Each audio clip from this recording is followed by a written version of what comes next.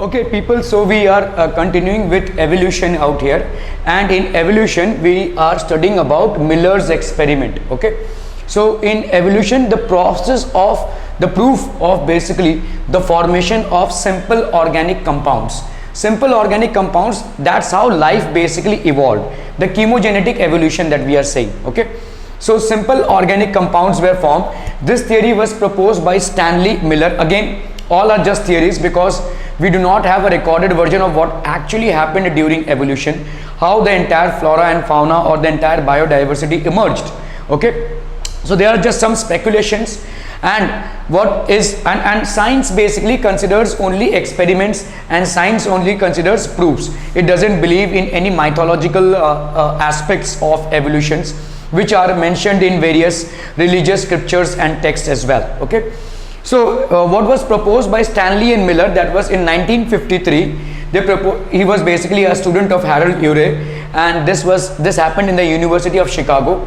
A mixture of methane, ammonia and hydrogen. Okay, a mixture of methane, ammonia and hydrogen and water vapors plus ultraviolet radiation or electrical discharges or heat of a combination of these can produce simple organic compounds, and almost all of them were present in the atmosphere at that point of time. So methane, again ammonia and hydrogen vapor vapors and ultraviolet radiation or electrical discharges. Obviously there was a lot of heat that was present in the presence of ultraviolet rays, and obviously a lot of electricity was also produced during these electrical discharges, which produced organic compounds. Okay, so that is one theory. So what is he believing? That this is how the experiment was conducted. Okay, so in a jar basically there was a mixture of methane, ammonia, water vapors and hydrogen. These were gases which were produced. These were two electrodes which basically conducted electrical charges. So these are electrical sparks which were basically produced. Just one moment here. Okay, so in this case the ratio of methane, ammonia and hydrogen in Miller's experiment, that was taken as 2:1:2. Electric sparks were produced. Miller circulated 4 gases, that is methane, ammonia, hydrogen and water vapor, in an airtight apparatus. This is basically an airtight apparatus, and passed electrical discharges from electrodes at 800 degrees centigrade, and what he obtained was basically these were organic compounds. So in that case we can presumably infer that at that point of time in the atmosphere these gases were produced. Obviously ultraviolet radiation produced the heat that was required for the reaction to produce organic compounds, and there was a lot of electrical discharges in terms of the clouds that were there, which happens these days as well, and hence these organic compounds were formed, which resulted in the evolution of life. Okay, so he passed the mixture through a condenser, which basically is a cooler. He circulated the gases continuously in this way for 1 week, and then analyzed the chemical composition of the liquid inside the apparatus. He found a large number of simple organic compounds, including some of them were amino acids such as alanine, glycine and aspartic acid. Miller conducted the experiment to test the idea that organic molecules could be synthesized in a reducing environment. So reducing environment means that there is hydrogen there. Okay, hydrogen is present there, which acts as a reducer. So in a reducing environment, if these gases are produced and we supply them with the optimum amount of heat as well as electricity, organic molecules will be formed, and these organic molecules will result in the formation of organic compounds, which will obviously result in the formation of life. Okay, all right, so here other substances which were produced were urea, hydrogen cyanide, lactic acid and acetic acid were also present. In another experiment, Miller circulated the mixture of the gases in the same way, but he did not pass the electric discharge. He could not get the significant yield of organic compounds. So this confirms that if there is no electrical discharge, which was obviously present in optimum amounts due to the clouds being present, so the clouds were present and hence the electrical discharge happened. So for these types of organic molecules to get form organic gases like or inorganic gases like methane, so we would need electrical discharge. So definitely electrical discharge was an important aspect of the formation of organic compounds, amino acids or whatever, from these inorganic compounds, okay, which were present in large amounts. Okay, formation of complex organic compounds. Once these organic compounds were formed, a variety of amino acids, fatty acids, hydrocarbons, purines and pyrimidine bases, simple sugars and simple organic compounds accumulated in the ancient seas at that point of time to form complex organic compounds. So by and large they started combining with each other, and these were simple sugars, simple amino acids, pyrimidines or purine bases which got combined in these seas at that point of time, okay, to form complex organic compounds. So the compounds which are present in living beings, especially the ones which are complex or the ones which are in the higher format, okay, are present in organic, these are complex organic compounds. In the primitive atmosphere, electrical discharge, lightning, solar energy, ATP and polyphosphates might have provided the source of energy for polymerization reaction of organic synthesis. So basically polymerization reaction is happening, all these molecules are getting combined with each other in the primitive atmosphere, and that's how these compounds are getting formed, okay. So that's how, see, these are early gases, lightning must have happened, there must have been solar radiations, again ammonia, high temperatures are there, so purines, pyrimidines, sugars and amino, all these are basically forming and the biological evolution is taking place. So that's the reason we are comparing the biological evolution that it happened in the ancient seas, okay. These organic compounds got synthesized in an environment of heat, electrical discharge, and they produce complex organic compounds which form the basis of all life on earth which are existing in today's format, okay. So what Sidney Fox suggested of the University of Miami has demonstrated that if a nearly dry mixture of amino acids is heated, polypeptide molecules are synthesized. So this will basically form a chain of polypeptide molecules, okay, nearly a dry mixture of amino acids. Similarly, simple sugars could form polysaccharides which are basically complex sugars, and fatty acids could combine to form fats, okay. Amino acids could form proteins when other factors were involved. So all these factors, when they were involved, these are the compounds that are getting formed.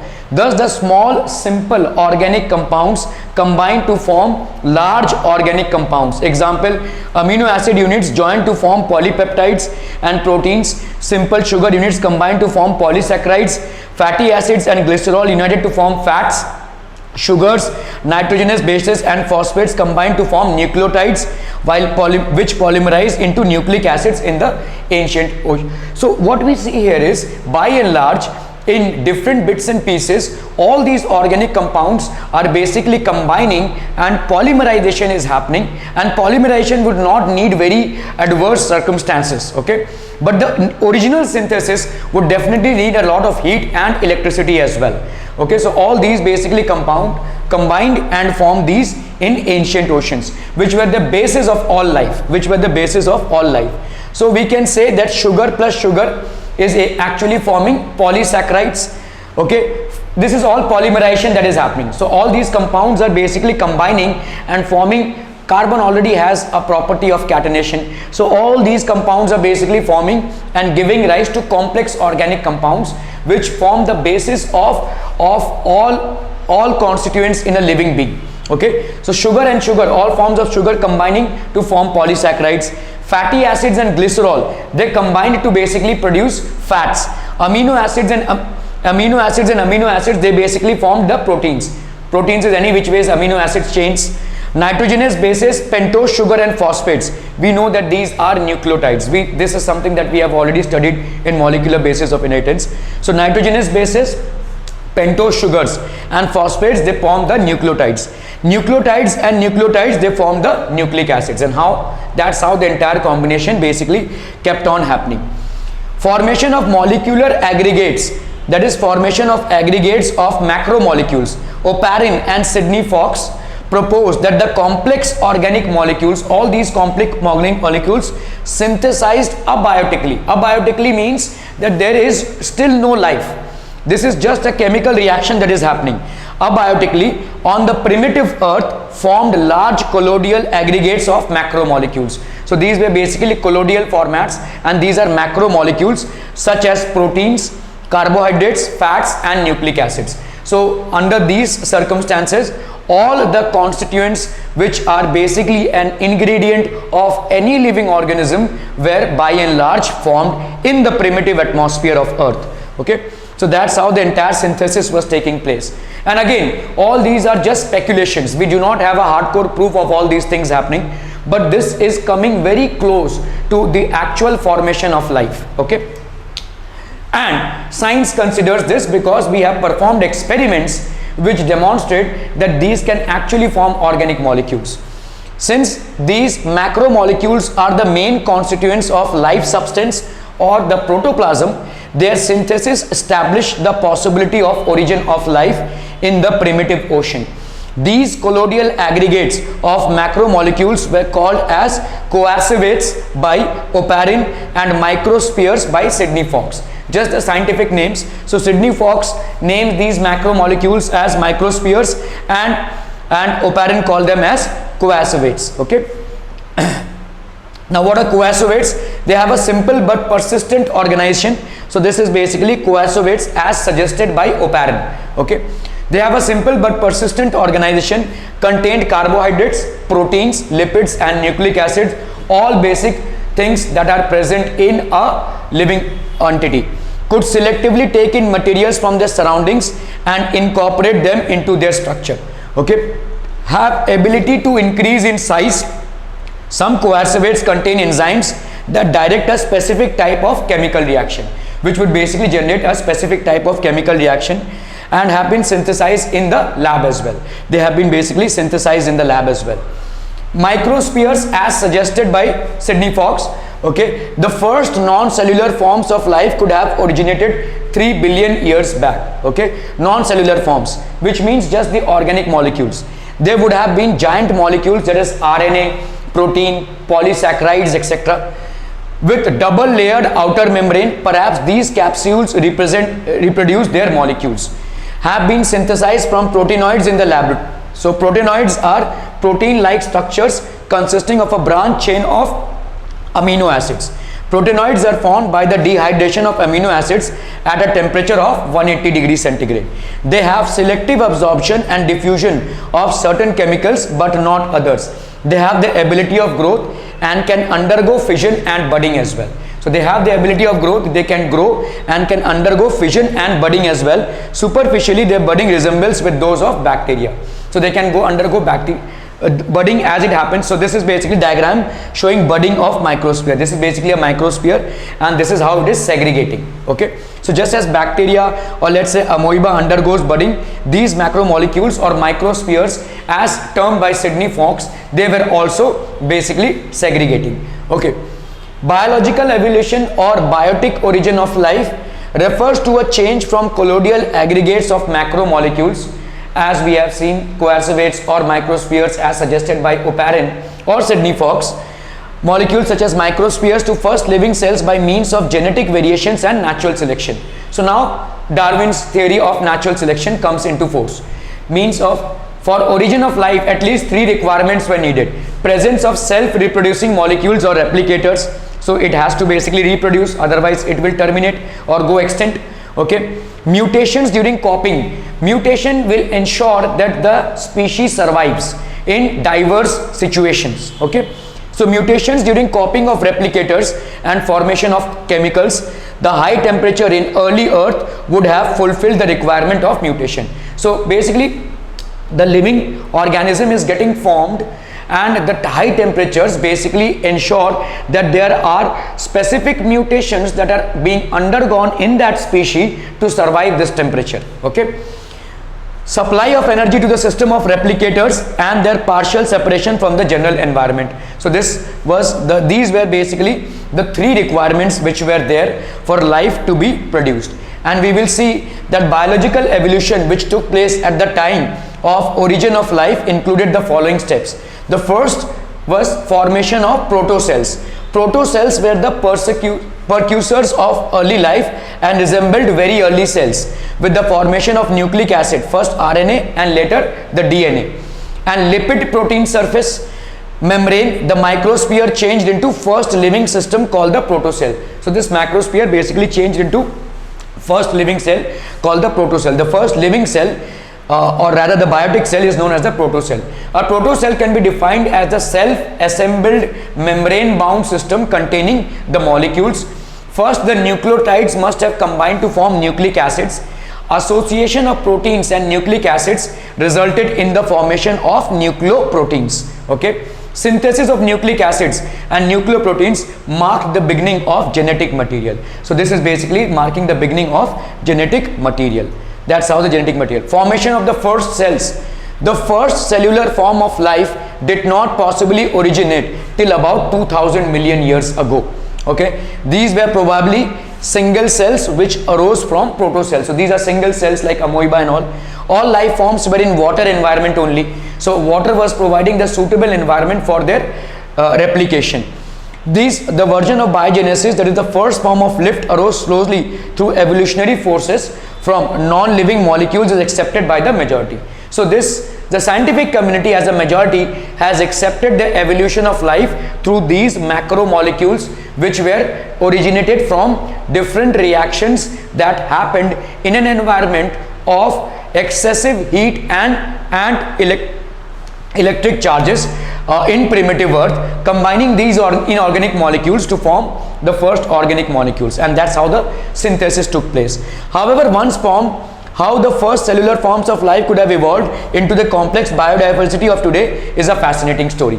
Okay, the first cells acted as ancestors to present day prokaryotes and eukaryotes. So the entire living community that we have in terms of prokaryotes and eukaryotes has actually developed from this system. Okay, it seems to be complex and it seems to be baseless as well, because we do not have the exact steps involved here, but we have basically seen that this is how inorganic molecules will combine in an atmosphere which is conducive to produce organic molecules. These organic molecules basically synthesized with each other, forming macromolecules, and these macromolecules basically form the basis of all life. Okay, that's how the entire evolution took place.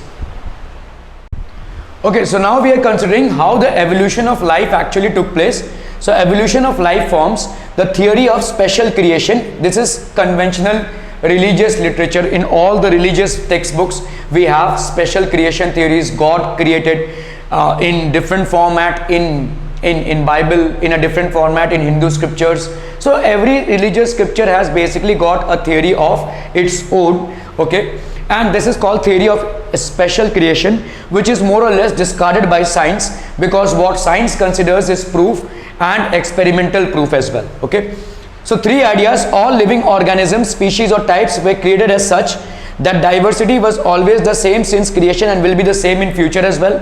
The earth is about 4,000 years old. Okay, these ideas were strongly challenged during the 19th century because these are religious ideas. Okay, these ideas, Charles Darwin proposed the natural selection theory to explain the evolution of life.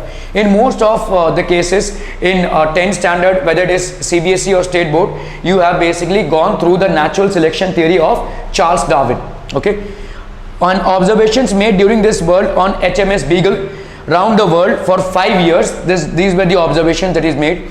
According to this theory, there has been a gradual evolution of life forms. So life forms have changed because the environmental conditions have changed, and until and unless a species adapts to the changing environmental conditions, it will not be able to survive. Okay, so evolution of new forms occurs due to the occurrence of variation and differential reproduction. Individuals with favorable variations under existing or changed environment conditions will survive better than outbreed others that are with less favorable variations. So obviously they will survive. So this is called the survival of the fittest. So the more an organism gets adjusted, or it actually develops variations which are conducive to the surrounding environment, the more it will survive. Okay, the more it will pose, the more it will outbreed others that are with less favorable variations. Darwin called this as the natural selection. So nature basically selects those species which are able to produce changes within them in terms of variations, and which these changes are basically favorable to the existing circumstances that they have. That is called natural selection. It involves struggle for existence and survival of the fittest that leads to the reproductive fitness. The fittest leaves more progeny in the population. So obviously the more fit or more adaptations the organism undergoes, the more it will be able to reproduce, and it will be able to produce more of its progeny or kind. Over the period of time, it leads to the formation of new species because there are constant changes which are involved. Alfred Wallace, a naturalist who worked in Malay Archipelago, is a group of small islands. Basically, Malaya Archipelago has some small islands. Its major islands are Borneo, Java, Luzon, Mindanao, New Guinea, Sulawesi and Sumatra. Had also come to similar conclusion as expressed by Darwin around the same time. So he was having the same opinion as that of Darwin, and he was contemporary of Darwin. Just one moment, people. So he was contemporary of Darwin, and he had the same opinions at that point of time. In due course of time, new types of organisms are recognized. All the existing life forms share similarities and also share common ancestors. However, these ancestors were present at different times in history of Earth. So basically, the entire history of Earth is divided into epochs, periods and eras. Okay, so we will see how it is. The geological history of Earth closely correlates with the biological history of Earth. Earth is very old, not thousands of years as was thought earlier, but billions of years old. Earlier it was thought that it was just thousands of years old, but actually it is billions of years old. The fossils can be defined as the remains or impressions of the hard parts of the past individuals in the strata of the earth. So we know what fossils are, you know how many fossils we have obtained, and how many character sketches of these fossils we have correlated to the different organisms which would have existed in different eras and epochs of the world. Fossils provide one of the most acceptable evidences in support of evolution, because we can study the evolutionary past of individuals in the form of their fossils. Okay, so they are very important out here. Determination of the age of fossils. The age of fossils is determined by three methods. One is the uranium lead technique. This method is based on the conversion of unstable radioactive nuclei into stable nuclei over a fixed period. This method was introduced by Boltwood. Again, radioactive substances we know constantly disintegrate, and based on the radioactive decay rate we can basically calculate when is it that it actually evolved. So uranium-238 produces 17,600 gram of lead in 1 year. Therefore, by calculating the amount of lead in a rock, so in a rock sample in which there is an inscription of a fossil of any animal or plant, if we happen to examine the amount of lead that is present in the rock sample, we can basically trace it back to the uranium from which it has evolved, that is uranium-238. It produced 17,600 gram of lead, okay, in 1 year. Therefore, by calculating the amount of lead in a rock, one can approximately estimate the age of the rock, and thus the age of the fossil present in it can be calculated. So we consider any sample of rock in which there is a basically fossil inscription. We determine the age of the rock by calculating the amount of the mineral lead present in it. Lead is produced by the radioactive disintegration of uranium-238. 17,600 gram of lead is produced by uranium disintegration in 1 year. So basically 1 million gram of uranium will produce this much. So we can basically do the math and calculate the age of the rock, and simultaneously by calculating the age of the rock, approximate age of the rock as well as the fossil inscription on the rock can be determined. Okay. So radioactive carbon dating technique, which is very much that we are aware of. Okay, this method was introduced by an American chemist, that is Willard F. Libby, in 1950. He was awarded with the Nobel Prize in 1960 for radioactive carbon dating technique. This technique can give accurate dates upon a mixture of maximum about 35,000 years past. Radioactive C14, basically carbon appears to be in two formats. One is C12 and the other one is C14. So C14 occurs naturally. It enters food chains and hence it is found in all living things. C14 decomposes to form nitrogen 14. Again, we know the time limit for this, and we can calculate by carbon dating method the age of a fossil, and hence we can also trace when the fossil or when the actual creature which had its impression in terms of a fossil on a rock or a sample actually existed. Okay. The geological time scale, the first geological time scale was developed by Giovanni Aviduna, Italian scientist, in 1760. The age of the earth is about 4,600 million years. Light was first originated in water about 3,500 million years ago. Life that was first originated. The history of the earth has been divided into a number of major divisions called eras. The eras are subdivided into periods. The modern periods are further divided into epochs. By studying fossils occurring in different strata of rocks, geologists are able to reconstruct the time and course of the evolutionary change. So let's look at what it is. Azoic era of life.